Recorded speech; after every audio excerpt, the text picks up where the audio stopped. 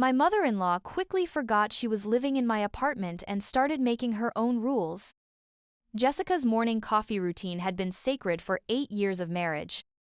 7:15 sharp, she'd grind the beans Michael brought from that little roastery on Colfax, pour the steaming water in careful circles, and enjoy 10 minutes of silence before the Denver traffic symphony began outside their downtown apartment.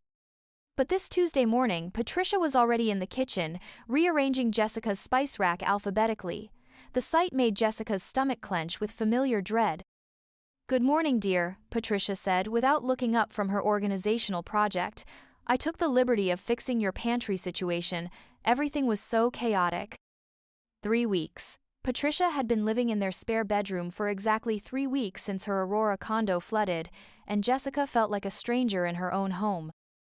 What started as temporary help had morphed into something else entirely, a hostile takeover disguised as motherly assistance.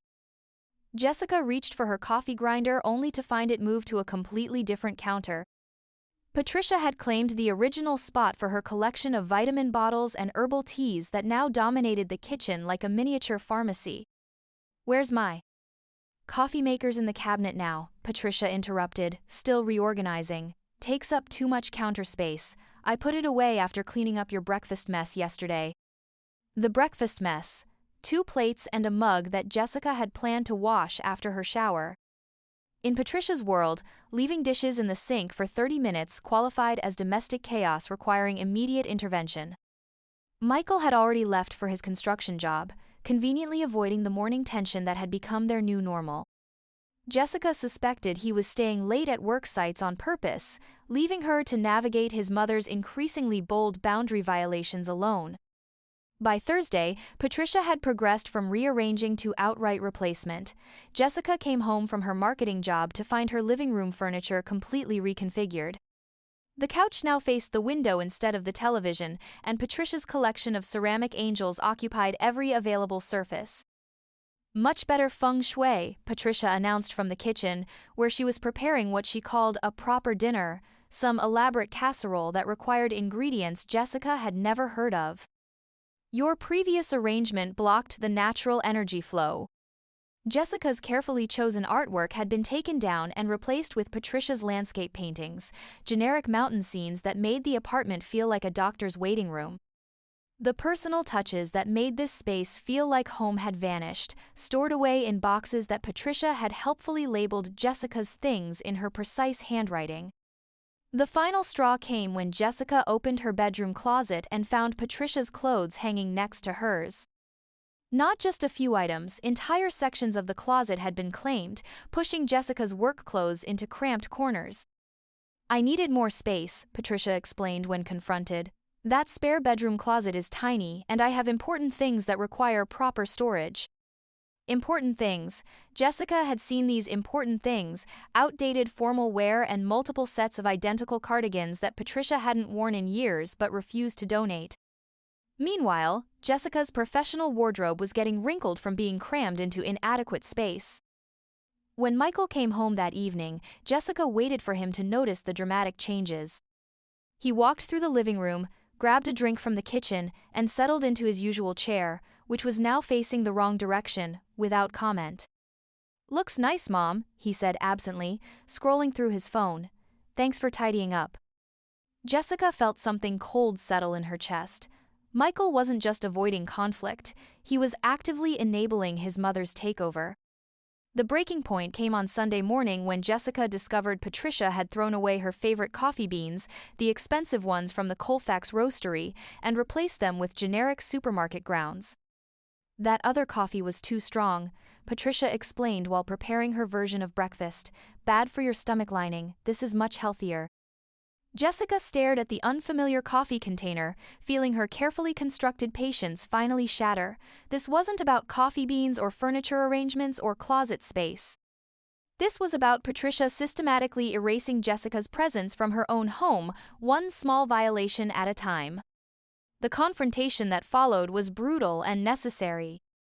Jessica's voice shook as she outlined every boundary Patricia had crossed, every decision she'd made without permission, every way she'd turned their temporary arrangement into a permanent occupation.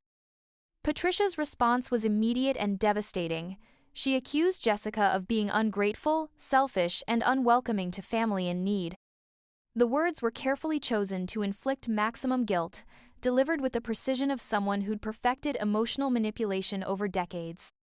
"I'm trying to help you create a proper home," Patricia said, her voice rising with righteous indignation. "Michael deserves better than this chaos you call organization." The implication was clear. Jessica was failing as a wife, and Patricia was here to fix her inadequacies. The attack hit exactly where Patricia intended it to, triggering every insecurity Jessica had about her domestic skills. When Michael came home to find both women in tears, he didn't ask what happened. He simply retreated to his workshop in the basement, leaving Jessica to deal with the aftermath of standing up for herself in her own apartment. That night, Jessica lay awake listening to Patricia moving around the kitchen, probably rearranging something else. She realized that her marriage had a fundamental flaw she'd never recognized before. When forced to choose between his wife and his mother, Michael chose silence, which meant Patricia won by default. Jessica's solution came to her during her lunch break on Monday, sitting in her car outside a storage facility in Lakewood. The plan was simple, decisive, and completely unlike her usual conflict-avoidant approach to family problems. She rented a storage unit and spent the afternoon moving Patricia's belongings, all of them, into the 10-by-10 space, not just the overflow items but everything Patricia had brought into their apartment. The ceramic angels, the landscape paintings, the excessive vitamin collection, the closet full of unworn cardigans. By the time Patricia returned from her afternoon errands, Jessica had restored the apartment to its original configuration. Her coffee grinder was back in its proper place, her artwork hung on the walls, and her clothes had reclaimed their closet space. Patricia's shock quickly transformed into fury, but Jessica was ready this time. She handed Patricia the storage unit key and a printed list of nearby extended-stay hotels. "Your condo repairs finished 2 weeks ago," Jessica said calmly. "I called the property manager to confirm. You've been lying about needing to stay here." The accusation hung in the air like a physical barrier between them.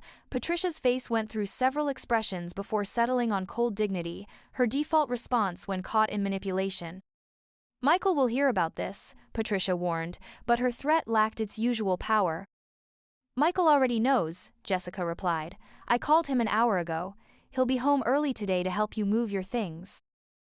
When Michael arrived, he looked exhausted but not surprised. He'd known about the completed repairs, had known his mother was taking advantage of their hospitality, and had chosen to let Jessica handle the inevitable confrontation alone. As Patricia gathered her remaining personal items, she delivered one final attempt at emotional manipulation, predicting that Jessica's selfishness would destroy her marriage.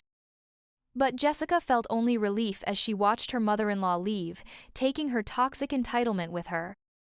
The apartment felt spacious again, filled with the possibility of peaceful mornings and coffee routines that belonged to Jessica alone. Some battles were worth fighting, especially when the battlefield was your own home.